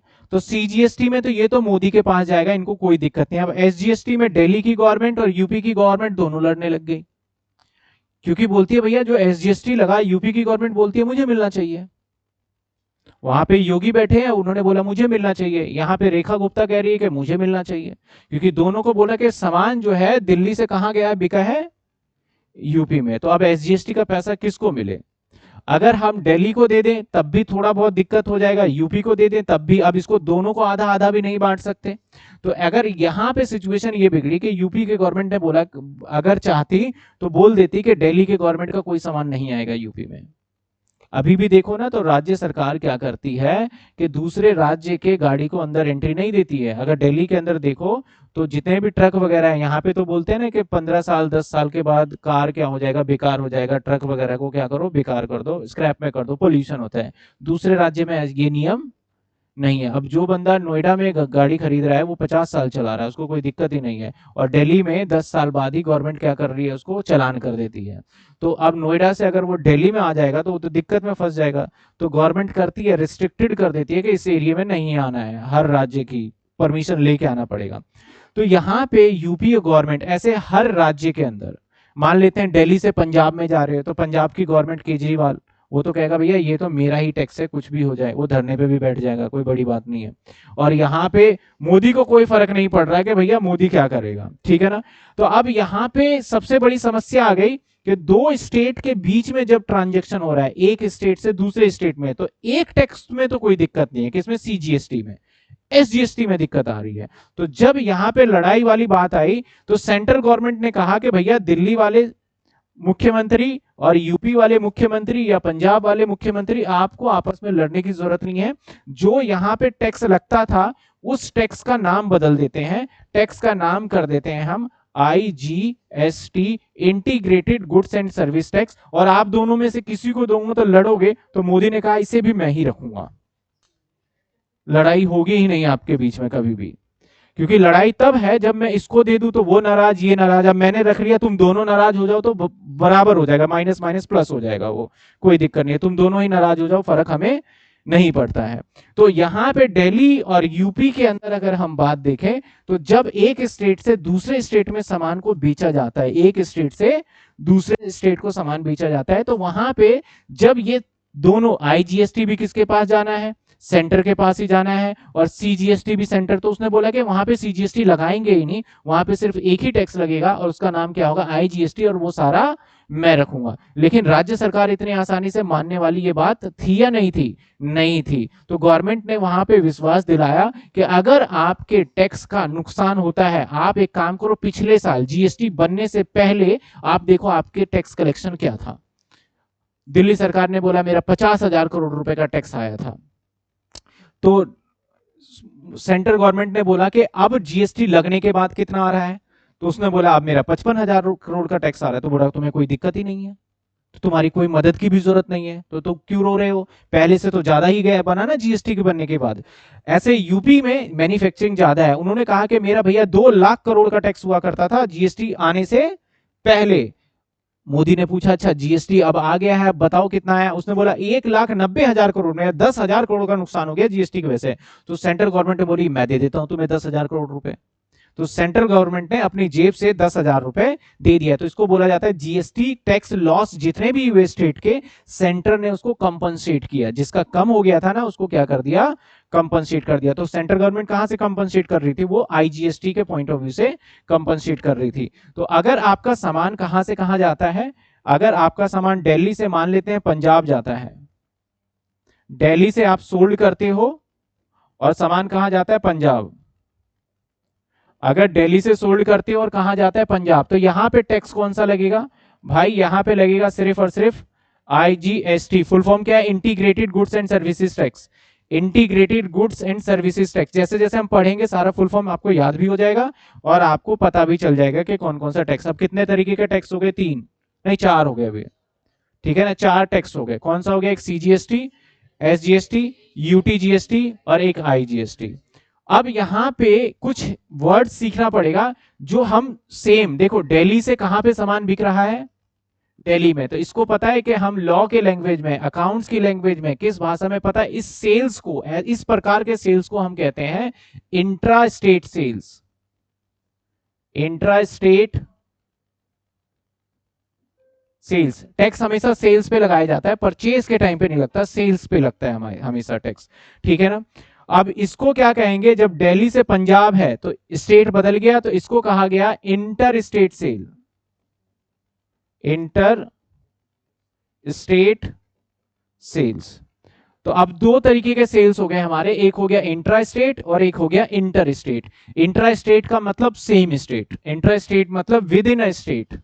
अगर मैं इसको और थोड़ा सिंपल करूं तो इसको बोला जाएगा with in state, with in state. और इसको बोला जाएगा आउट ऑफ स्टेट। मैं सिंपल बोलूं, आउट ऑफ स्टेट। जैसे मैं दिल्ली में हूं और मैं सामान पंजाब बेच रहा हूं, तो ये कौन सा होगा, इंट्रा होगा या इंटर होगा, इंट्रा स्टेट सेल्स बोले या इंटर। सबसे पहले दिल्ली है और दिल्ली से मैं सामान बेच रहा हूं पंजाब के अंदर, ठीक है, तो लगेगा आईजीएसटी। क्या लगेगा, अब ये इंट्रा स्टेट सेल्स बोले या इंटर स्टेट, इंटर स्टेट बोलेंगे। कौन सा बोलेंगे, इंटर स्टेट। अगर मैं मान लू पंजाब में हूं और मैं पंजाब में ही सामान बेच रहा हूं, तो ये कौन सा सेल में ना जाएगा, यहां पे लगेगा कौन सा टैक्स, पंजाब में हूं और पंजाब में ही सामान बेचा जा रहा है, तो कौन सा टैक्स लगेगा, 2 टैक्स लगेंगे, एक सीजीएसटी एक एसजीएसटी। और इस तरीके के सेल्स को कहा जाएगा इंट्रा। इंट्रा, इंट्रा मतलब मैंने क्या बोला, इंट्रा का मतलब विद इन स्टेट, मतलब उसी राज्य में बेच रहे हैं हम, राज्य से बाहर नहीं बेच रहे सामान को। और इंटर का मतलब एक राज्य से आप दूसरे जगह में जाओगे। तो जब विद इन राज्य, उसी राज्य में रहोगे, तो कितने तरीके का टैक्स लगने वाला है हमारा, एक लगने वाला है एसजीएसटी और एक लगने वाला है, और अगर जैसे ही राज्य को आप बदल देते हो तो उस टाइम पे कौन सा टैक्स लग जाएगा आपका, जब आउट ऑफ स्टेट चले जाओगे तो सिर्फ एक टैक्स लगने वाला है, दैट इज आईजीएसटी लगने वाला है। आईजीएसटी को हम क्या बोलते हैं, फुल फॉर्म क्या है, integrated goods and services tax. और जैसे ही हम यूनियन टेरिटरी में बेचेंगे, मान लेते हैं अंडमान के अंदर, मैं अंडमान से अंडमान में ही मैं सामान बेच रहा हूं, तो यहां पे भी 2 तरीके का टैक्स लगेगा, एक सीजीएसटी एक यूटी जीएसटी। या ले लद्दाख से मैं ले लद्दाख में ही सामान बेच रहा हूं, तो 2 तरीके का टैक्स लगेगा, सीजीएसटी और यूटीजीएसटी। यूटीजीएसटी क्या है, यूनियन टेरिटरी। यूनियन टेरिटरी मतलब केंद्र शासित प्रदेश, union territory goods and services tax, वहां पे यूटीजीएसटी लग जाएगा। तो हमारे टोटल देखा जाए तो 4 तरीके के हमारे टैक्स हो जाते हैं। अगर हम इसी टैक्स को सही से लिख लें तो एक तो हमारा है इंटर स्टेट, या पहला है हमारा इंट्रा स्टेट,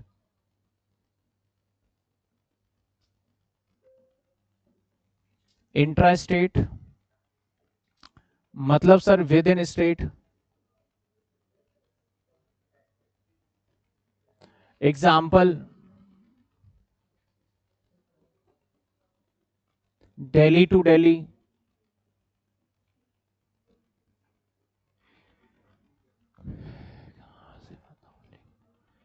यहां पे 2 प्रकार के टैक्स हैं।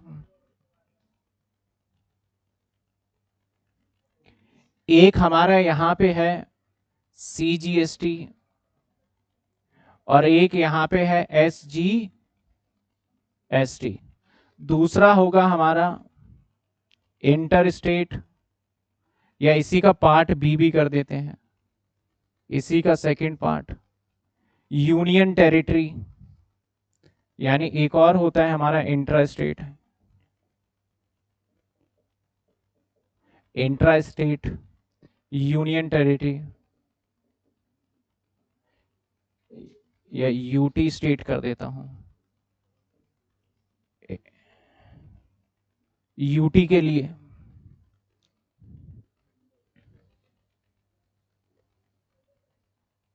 यहां पे लगेगा आपका, एक लगेगा यूटी जीएसटी और एक लगेगा CGST। इंट्रा स्टेट के 2 एग्जाम्पल हो गए। एक होगा हमारा तीसरा, सेकंड होगा बेसिकली ये इंटर स्टेट। इंटर स्टेट का मतलब जैसे आउट ऑफ, यानी दिल्ली टू यूपी मान लो, यहां पे जो टैक्स लगेगा वो लगेगा सिर्फ एक ही tax, that is IGST। IGST। अब ये CGST किसके पास जाता है पैसा? सेंटर के पास। मैं लिख देता हूं यहां पे, अभी फिलहाल मोदी। यहां पे भी किसके पास? मोदी। और IGST का पैसा किसके पास? मोदी। अब SGST का पैसा किसके पास? स्टेट के पास। तो मैं दिल्ली से दिल्ली बोल रहा हूं, तो यहां पे आप दिल्ली का जो भी CM होगा, जैसे रेखा गुप्ता है, तो इनके पास टैक्स जाएगा दिल्ली का। पंजाब का है, जैसे कि पंजाब के अंदर कोई मान करके है तो उनके पास टैक्स जाएगा। इसी तरीके से केरल के अंदर अलग है तो अलग टैक्स जाने वाला है उसके पास। यूपी के अंदर योगी है तो योगी के पास जाएगा। तो स्टेट वाइज तो बदल जाएगा आपका, ठीक है। ऐसे यूटी जीएसटी डिपेंड करेगा किसके पास जाता है। यूटी जीएसटी का वहां पे कोई सरकार तो है नहीं, लेकिन वहां पे जो टैक्स जाएगा उसके गवर्नर करेंगे, जो वहां पे गवर्नर होता है और वो चलाता है उस यूटी जीएसटी को। तो हर जगह का गवर्नर अलग अलग होता है। जैसे लेह लद्दाख का गवर्नर अलग होगा, अंडमान निकोबार का अलग होगा, आपका दमन एंड दीव एक और भी है तो उसका अलग होगा। तो जहां जहां पे अलग अलग है उसका अलग अलग होगा। तो कुछ हमारा टैक्स देखा जाए तो इतने टाइप के टैक्स लगने वाले हैं। अभी तक सिर्फ हमने देखा है कि भैया आपसे एग्जाम में क्वेश्चंस पूछेगा जीएसटी कब अप्लाई हुआ, तो आपका डेट है जीएसटी का 1 जुलाई 2017 के अंदर आपका जीएसटी अप्लाई कर दिया गया था, पूरे भारत पे लागू हो गया था। लेकिन except Jammu and Kashmir, Jammu and Kashmir में नहीं लगा था ये, क्योंकि जम्मू एंड कश्मीर 2017 के अंदर एक अलग ही अपने आप को देश मान के बैठा हुआ था। क्योंकि वहां के ऊपर 370 जो लगा था तो वो बोलते थे कि भैया हम तो अलग ही देश हैं। कभी बोलते थे हम पाकिस्तानी हैं तो कभी बोलते थे हम हिंदुस्तानी है। जहां से मार लगती थी दूसरी तरफ चले जाते थे वो। जम्मू एंड कश्मीर का ये हालात था उस टाइम पे, ठीक है ना। अगर पाकिस्तान से ज्यादा आतंकवादी आने लग गए तो बोलने लगते थे हम हिंदुस्तानी हैं। अगर हिंदुस्तान वाले कुछ ज्यादा ही बोलने लगते थे तो बोलते थे भैया हमें हिंदुस्तान से लेना देना नहीं है, हम पाकिस्तान के। वहां पे 2 तरीके के झंडे फहराए जाते थे, पाकिस्तान का भी और हिंदुस्तान का, और उन्होंने बोला था एक हमारा अपना भी है, 3 झंडे फहराते थे वहां पे, वो अपना भी बना के बैठे थे। तो उस टाइम पे वहां की गवर्नमेंट जो थी उसका नाम था महबूबा मुफ्ती, जो कि अभी भी है महबूबा मुफ्ती। अभी कौन है, मेरे ख्याल अब्दुल करके कोई है वहां का, जम्मू एंड कश्मीर का। तो वहां पे कानून ऐसा था ना कि भैया जो भी कानून लगाना है वो हमसे पूछ के लगाओगे। तो मोदी ने बोला हाँ जी महबूबा जी, मैं जीएसटी लेके आ रहा हूं, 1 जुलाई से लगा दूं। उसने बोल दिया नहीं लगाना। फिर भाई उस टाइम पे कुछ दिनों के बाद गवर्नमेंट ने फिर स्ट्रिक्ट लिया कि भैया हम आपको अपने आर्मी फोर्स दे रहे हैं, आपकी सुरक्षा कर रहे हैं, आपको इतनी सारी चीजें दे रहे हैं, हम आपको इतने पैकेज देंगे, पैसों का बड़ा लालच दिया गया कि आपके लिए हम ये करेंगे, आपको एक स्पेशल हम ट्रीटमेंट देंगे, स्पेशल दर्जा दिया जाएगा।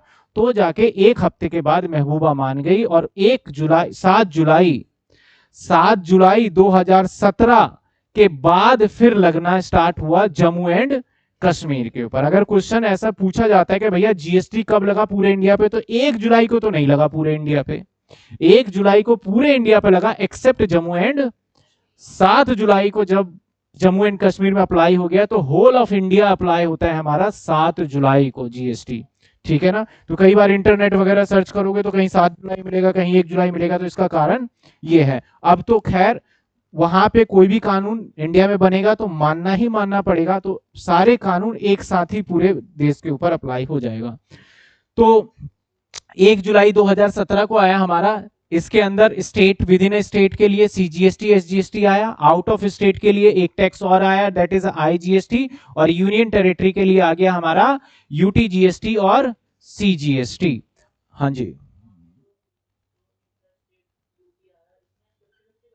हाँ 50-50। हाँ गवर्नमेंट, सेंट्रल गवर्नमेंट ने बोला यहाँ पे 50-50 नहीं, सेंट्रल गवर्नमेंट ने बोला सारा हमारा है, क्योंकि यहाँ पे डिस्प्यूटेड था, गवर्नमेंट ने फिर कंपनसेट कर दिया। अब यहाँ पे बात आती है सर टैक्स कैसे कैसे कैलकुलेट करेंगे और कैसे कैसे लगेगा हमारा। तो जीएसटी की अगर हम बात करें तो जीएसटी किस किस के ऊपर, अब थोड़ा सा हम बात कर लेते हैं कि भाई जीएसटी के दायरे में कौन कौन आएगा, कौन कौन रजिस्ट्रेशन करवाएगा जीएसटी का। तो कुछ रूल हर साल ना बदल देते हैं ये रूल, तो अभी के लिए आपके ऊपर क्या अप्लाई होगा वो देखो, फिर अगले साल शायद ये बदल जाए रूल। तो कहा गया कि अगर आपका बिजनेस नॉन हिली एरिया है, नॉन हिली एरिया कौन सा होता है, पहाड़ों पे नहीं है, जैसे उत्तराखंड में बिजनेस है तो वो कौन कहाँ माना जाएगा, हिली एरिया में, और यहाँ पे बिजनेस है तो कौन सा माना जाएगा, नॉन हिली।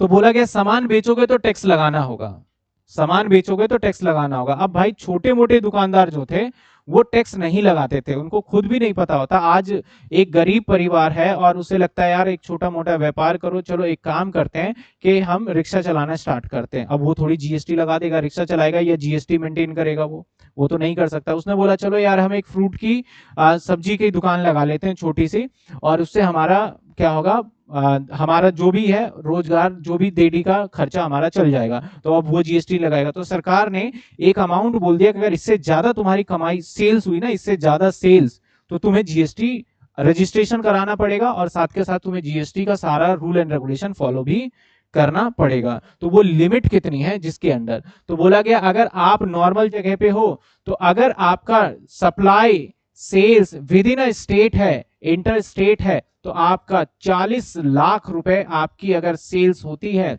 कहता है gross turnover from supply sale of क्या, गुड्स। अब यहां पे दो चीजों में बांटा गया, गुड्स एंड, अगर आप सामान बेचते हो और आपका सेल्स 40 लाख रुपए तक या उससे कम है, तो आपको जीएसटी भरने की या जीएसटी के झमेले में पड़ना ही नहीं है। आप भूल जाओ कि भारत के अंदर कोई जीएसटी नाम की चीज भी है, आपको ध्यान ही नहीं रखना। लेकिन अगर 40 लाख 1 रुपए भी हुआ तो आपको जीएसटी का रजिस्ट्रेशन भी कराना है, जीएसटी के सारे नियम को भी पालन करना है। तो इसको बोलते हैं threshold limit. Threshold limit मतलब इतने रुपए के बाद वो जीएसटी के दायरे में आएगा। तो अगर आपकी साल की कितनी इनकम 40 लाख है, तो आपको 40 लाख से ऊपर, यानी 40 लाख तक है तो कोई दिक्कत नहीं है, 40 लाख से जैसे ऊपर क्रॉस करोगे और आपका काम क्या है गुड्स बेचना, तो आपको जीएसटी में रजिस्ट्रेशन कराना पड़ेगा। लेकिन अगर आप सर्विसेज बेच रहे हो, जैसे मैं ट्यूशन पढ़ा रहा हूं और मेरी इनकम अगर साल की 20 लाख रुपए से ऊपर हो जाए, तो मुझे जीएसटी के सारे नियम कानून फॉलो करने पड़ेंगे, और आप सभी बच्चों से भी मुझे जीएसटी कलेक्ट करके और फिर सरकार को जमा करवाना पड़ेगा। जैसे आपकी फीस 500 रुपए है तो मैं 500 नहीं लूंगा, 500 अपनी फीस लूंगा और उसके ऊपर 90 रुपए मैं क्या लूंगा आपसे, टैक्स लूंगा 18%, और फिर मैं 500 अपनी जेब में रखूंगा और 90 रुपए सरकार को दूंगा। तो उस केस के अंदर क्या है, हमारा 20 लाख की लिमिट है सर्विस में। अगर आप हिली एरिया में हो, मान लेते हैं उत्तराखंड में हो आप, जहां पे पहाड़ी क्षेत्र है, तो वहां पे सरकार ने क्या कहा कि भैया अगर आप गुड्स क्या करते हो, टर्नओवर, ग्रॉस टर्नओवर सप्लाई क्या करते हो, गुड्स करते हो, बिजनेस इन हिली एरिया, तो वहां पे आपको 20 लाख रुपए से ज्यादा, क्योंकि वहां पे ना जो हिली एरिया होता है ना, वहां पे इतनी सेल वेल नहीं होती, सिंपल सी बात है, क्योंकि बहुत कम लोग जाते हैं, तो वहां पे दुकानें भी इतनी नहीं चलती, वहां का पॉपुलेशन भी इतना नहीं है कि इतनी, जैसे यहाँ पे छोटे छोटे दुकानदार डेली के 10-12 हजार रुपए की सेल कर लेते हैं, वहां पे बड़े दुकानदार 10-12 हजार रुपए की सेल करते होंगे। तो वहां पे बोला गया कि भैया अगर आप गुड्स बेचोगे तो आपको 20 लाख से ऊपर तक अगर आप कमाते हो, सेल्स करते हो, सेल्स, तब आपको जीएसटी में रजिस्ट्रेशन कराना होगा। और अगर आप सर्विस हो तो उस केस में कितना होना चाहिए आपका, 10 लाख रुपए होगा, तब आपको करवाना होगा। यानी अगर दिल्ली में आप सामान बेच रहे हो तो 40 लाख रुपए, अगर सर्विस दे रहे हो तो 20 लाख रुपए, उत्तराखंड में सामान बेच रहे हो तो 20 लाख रुपए, और अगर सर्विस दे रहे हो तो 10 लाख। इस रुपए से अगर ऊपर की आपकी सेल हुई तो आपको जीएसटी के सारे नियम कानून मानने पड़ेंगे, आपको इनकम टैक्स जीएसटी के अकॉर्डिंग भरना भी पड़ेगा, सारे कागज भी मेंटेन करने पड़ेंगे, कंप्यूटराइज अकाउंटिंग भी करवाना पड़ेगा, सब कुछ करना पड़ेगा। यानी अल्टीमेटली आपको एक अकाउंटेंट रखना मैंडेटरी हो जाएगा उस टाइम पे, जो आपके जीएसटी की रिटर्न फाइल, जीएसटी के अंदर ना हमें महीने में 2 बार रिटर्न फाइल करना होता है, एक 10 तारीख को रिटर्न फाइल करना होता है और एक करना पड़ता है हमें 20 तारीख को। 10 तारीख को जितना हमने सामान खरीदा है उसकी जानकारी सरकार को देते हैं, और 20 तारीख को जितना सामान हमने बेचा है उसकी जानकारी सरकार को देते हैं। तो ये 2 दिन तक हमें रिटर्न फाइल करना है। अगर हमने नहीं किया तो पर डे के हिसाब से हमारा फाइन लगना चालू होता है 100 रुपए। अगर मान लो मैंने 20 दिन नहीं भरा तो मुझे 2000 रुपए मेरे ऊपर क्या लग जाएगा, पेनल्टी लग जाएगा। अगर मैंने 40 दिन नहीं करा, उसको मतलब ध्यान नहीं दिया, छोड़ बाद में कर देंगे, लेट हो गए, तो पर डे 100 रुपए के हिसाब से फाइन लगना चालू हो जाएगा आपके बिजनेस के ऊपर। तो वो नियम होते हैं। तो ये एक बार को आप सिर्फ लिमिट याद रखना है और ज्यादा कुछ इसके अंदर नहीं करना। थ्योरी नहीं है आपका, इसमें क्वेश्चंस बीच में आएगा एमसीक्यू के अंदर, तो एमसीक्यू तो मान के चलो थ्योरी ही हो गया। अगर आपसे पूछ ले कि नॉन हिली एरिया है और वहां पे सेल्स का टर्नओवर एक व्यक्ति का 5 लाख रुपए मतलब 50 लाख रुपए है, तो क्या वो जीएसटी देगा या नहीं देगा, या थ्रेश होल्ड लिमिट क्या है, 20 लाख, 10 लाख, 5 लाख ऐसे दे देगा, तो आपको वहां लिखना पड़ेगा। ठीक है याद। अब जीएसटी के रेट कौन कौन से हैं, एक रेट है 0% रेट, जिसके ऊपर सरकार कहती है कि अभी हमें नहीं लगता है कि इसके ऊपर टैक्स लगाना चाहिए, जब मन करेगा तो इस पे लगा देंगे, अभी 0% है। एक होता है एग्जेम्प्टेड, जैसे आपकी जितनी किताबें हैं ना, स्कूल की जो किताबें हैं, टेक्स्ट बुक है, इसके ऊपर जीएसटी नहीं लगता है, ये जीएसटी दायरे से बाहर रखा गया, सब पे जीएसटी नहीं लगाया गया। बहुत सारे आप किताब के ऊपर एमआरपी देखो, वहां पे लिखा होगा ब्रैकेट में देखो नॉन जीएसटी, इसके ऊपर जीएसटी नहीं लगता। पीछे देखोगे तो उसके ऊपर लिखा होगा, जहां एमआरपी लिखा है ना पीछे, तो वहां पे क्या लिखा हुआ है, नॉट जीएसटी टैक्स अप्लाई लिखा हुआ है। हाँ, नो टैक्स ऑन, यानी भैया इसके ऊपर जीएसटी नहीं लगेगा। और वही आप मान लेते हैं कोई ऐसी किताब पढ़ते हो, नोवेल पढ़ते हो, तो उसके ऊपर जीएसटी लगेगा। स्कूल की किताब और कॉलेज की किताब के ऊपर जीएसटी सरकार ने नहीं रखा हुआ है, लेकिन अदर बुक लोगे तो उसके ऊपर जीएसटी लग जाएगा। जैसे आप और कोई बुक पढ़ते हो, मान लेते हैं फॉर एग्जांपल आपने कोई नोवेल पढ़ना स्टार्ट किया है या फिर अलग कुछ बुक पढ़ते हो, तो उसके अंदर उस पर जीएसटी लगता है। तो एक तो 0% वाला हो गया, एक जिसके ऊपर जीएसटी नहीं लगता। मैंने आपके सामने एग्जांपल दे दिया किताब। ज्यादातर आइटम पे कितने परसेंट लगता है, 5% का टैक्स लगता है। इसके अंदर 3% भी आता है। जो गोल्ड ज्वेलरी खरीदते हो ना, उसके ऊपर जीएसटी पता है कितने परसेंट लगता है, 3% होता है, वहां रेट नहीं लिखा। इसके बाद कुछ आइटम पे कितने परसेंट लगता है, 12% लगता है। कुछ आइटम पे कितना परसेंट लगता है, 18% लगता है। और कुछ आइटम पे कितना लगता है, 28% लगता है। डिपेंड्स करता है आइटम। जैसे मैंने एसी खरीदा है तो एसी के ऊपर 28% गया है। और मैंने अगर और ये भी कैटेगराइज कर रखा है इन्होंने कि 5 स्टार एसी पे इतना लेंगे, 3 स्टार एसी पे इतने लेंगे, उसके हिसाब से। अगर मैं बात करूं, ये मेरे पास मॉनिटर है जो कि 32 इंच का मॉनिटर, इस पे मैंने 28% टैक्स दिया, और ये मॉनिटर जो है मेरा 24 इंच का मॉनिटर है, तो इसके ऊपर मैंने 18% टैक्स दिया है। तो मॉनिटर दोनों ही है, लेकिन गवर्नमेंट ने क्या कर रखा है, इसको कैटेगराइज कर रखा है, जितना ज्यादा लग्जरी गुड्स होगा उसके ऊपर इतना। सरकार ने बोला यार इसने 28 में मजा नहीं आ रहा, तो अब नया रेट लेके आइए वो 40% का। बोल रहे कि 28 में मजा नहीं आ रहा है, अभी ये लेके आइए 10 दिन पहले, अगर न्यूज में देखोगे तो 10 दिन पहले एक नया रेट आया है, कितने परसेंट वाला, 40%। बोला अब 40% वाला भी रेट लेके आते हैं, तो 40 भी लगाएंगे कुछ आइटम पे। तो अब 40 में क्या क्या रखा गया है, जितने भी सिगरेट हो गए या फिर गुटखा हो गया, ऐसे प्रोडक्ट जिसके ऊपर के गवर्नमेंट चाहती है कि ना बिके, तो लेकिन ये सिर्फ बोलने वाली है, चाहती है ना बिके, लेकिन चाहती है कि ये बिके, क्योंकि ये 40% के टैक्स के कैटेगरी में सबसे ज्यादा रेवेन्यू यहीं से जनरेट होता है। तो ये टैक्स रेट है। हाँ, इसमें से 12% वाला हटा दिया, बोला हम नहीं लेंगे 12% को, 12% वाले को लेके आ गई है, वो कितने परसेंट पे पता है, 5% पे लेके आ गई है। तो ये रेट ना हमेशा बदलते हैं, अब इतनी फ्रीक्वेंटली भी नहीं, 10 साल 5 साल में आप देखोगे रेट क्या हो गए, बदल चुके हैं। तो ये जीएसटी के रेट हैं। आपके एग्जाम में जीएसटी रेट से कोई लेना देना नहीं है, और ना ही पेपर में कभी भी रेट पूछा जाएगा, और ना ही रेट की जानकारी आपको है, नहीं है। मैंने एक जनरल नॉलेज के लिए बता दिया। अब जैसे ये मान लो 5% है, तो 5% में 2 लोगों का हिस्सा है, एक स्टेट का, तो 2.5% स्टेट का और 2.5% सेंटर का। अगर 12% है तो यहां भी 2 लोगों का हिस्सा। तो जो ये परसेंटेज आपको गिवन है, ये टोटल परसेंटेज है, इसमें कितने लोग हिस्सेदार हैं, 2, सेंटर और स्टेट। मैंने बोला यार मेरा 18% का टैक्स लगा, तो 9% मोदी के पास गया होगा, 9% स्टेट गवर्नमेंट के पास गया होगा, सिंपल सी चीज है। तो ये टैक्स का रेट इस तरीके से हमारा होता है। अब यहां पे बात करते हैं टैक्स के अंदर, अगर मैं टैक्स की बात करूं, तो टैक्स के अंदर देखो हमारा, एक तो हम सेल्स कर रहे हैं, गुड्स क्या कर रहे हैं, हम सेल कर रहे हैं,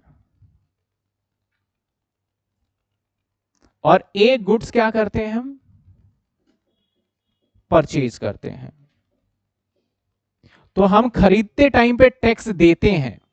जब हम गुड्स खरीदते हैं ना, तो हम टैक्स दे के आते हैं। मैं टीवी या एलसीडी लेके आया तो मैं टैक्स दे के आया, और जब मैं कुछ बेचूंगा तो मैं टैक्स लूंगा, यही होगा ना, सिंपल सा है। तो जब मैं कोई चीज खरीदूंगा तो हमारे बिजनेस के अंदर सामान आएगा, यानी इन होगा, और जब कोई चीज बेचूंगा तो हमारे पास से आउट होगा। तो यहां पे जो टैक्स लगता है ना, तो जीएसटी के आगे वर्ड लगाया जाता है यहां पे आउटपुट, और यहां पे जब भी टैक्स होता है तो उसके आगे लगाया जाता है इनपुट। कौन सा टैक्स लगाया जाता है, तो एक आउटपुट जीएसटी हो गया और इनपुट। आउटपुट जीएसटी की बात करूं तो बेचते टाइम पे होगा, चाहे सर्विस आप दे दो चाहे आप गुड्स बेच दो। तो आउटपुट कितने होंगे, अगर मैं बात करूं विद इन अ स्टेट हुआ, अगर विद इन अ स्टेट हुआ तो कौन कौन सा होगा, अगर विद इन स्टेट हुआ तो कितने टैक्स लगते हैं बताओ, 2। तो कौन कौन सा लगता है, एक लगता है एसजीएसटी और एक, तो अब सिर्फ एक ऐसे अच्छा नहीं लगेगा सिर्फ एसजीएसटी बोले, अब हम इसको बोलेंगे, अगर बेचा है तो आउटपुट एसजीएसटी, अब ऐसे बोला जाएगा, और बोला जाएगा आउट पुट सीजीएसटी, अब पूरा नाम लेंगे हम, ठीक है ना, जब भी हम बोलेंगे तो आउटपुट सीजीएसटी या इनपुट सीजीएसटी, इस तरीके से हमारा बोला जाएगा। अगर आपका आउट ऑफ स्टेट हुआ तो, आउट ऑफ स्टेट हुआ तो कौन सा टैक्स लगेगा, आईजीएसटी। लेकिन अकेला आईजीएसटी बोले या नहीं बोले, नहीं बोलेंगे, क्या बोलेंगे हम, आउटपुट आईजीएसटी, क्या बोलेंगे, आउटपुट आईजीएसटी। अगर मैं परचेज की बात करूं, तो परचेज करते टाइम पे भी हो सकता है क्या लगे, विद इन स्टेट किया हो हमने परचेज खरीदारी, तो यहां पे भी 2 तरीके का टैक्स लगने वाला है। कौन सा, इनपुट एसजीएसटी, और एक इनपुट सीजीएसटी, एक इनपुट एसजीएसटी और एक इनपुट सीजीएसटी। अगर हम बात करें, अगर आउट ऑफ स्टेट चले गए तो, यूटी जीएसटी बड़ा ही कम आता है, तो मैं उसका डिस्कस भी ज्यादा नहीं करूंगा, आपको सिंपल बोलूं कि अगर यूनियन टेरिटरी में हो तो आप 2 बता दोगे इजीली वो। अगर हम बात करें यहां पे आउट ऑफ स्टेट हुआ तो कौन सा टैक्स लगेगा बताओ? अगर कौन सा लगेगा हमारा इनपुट आईजीएसटी का फुल फॉर्म क्या है? Integrated goods and services tax. ये कब लगता है? जब एक राज्य से दूसरे राज्य में जाते हैं। अब आपको समझना होगा जो जीएसटी होता है ये लाइबिलिटी है या फिर एसेट्स है, हमारे लिए नेचर भी हमें समझना पड़ेगा। तो आप सिंपल सी बात है, आप मुझे बताना, मैं समझा तो बोल दूंगा तो आपको पता भी चल जाएगा, लेकिन एक बार खुद समझना और खुद डिसाइड करना।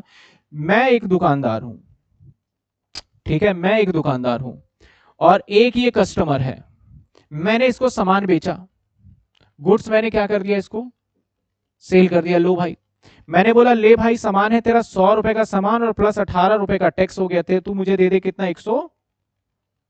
अब इसने मुझे दे दिए, कितने दे दिए? अब 118 में मेरा कितना है? 100। मेरा कितना है और सरकार का कितना है? 18। तो सेल किया है तो कौन सा जीएसटी लगा होगा? अब जो आउटपुट जीएसटी मेरे पास 18 है, मेरे लिए लाइबिलिटी है, मेरा एसेट्स है? लाइबिलिटी है। तो हमेशा क्यों लाइबिलिटी? क्योंकि मुझे देना है भाई। किसको देना है? गवर्नमेंट को, क्योंकि मेरा पैसा नहीं है, मैंने तो आपसे पैसे लिए और मुझे गवर्नमेंट को। तो हमेशा याद रखना जो आउटपुट होता है वो क्या होता है? लाइबिलिटी होता है। आउटपुट क्या होगा हमारा? लाइबिलिटी होगा। और लाइबिलिटी है तो जर्नल एंट्री जब भी करेंगे, जब भी जर्नल एंट्री करेंगे तो कहां लिखें इसे? क्रेडिट में लिखें, डेबिट में लिखें?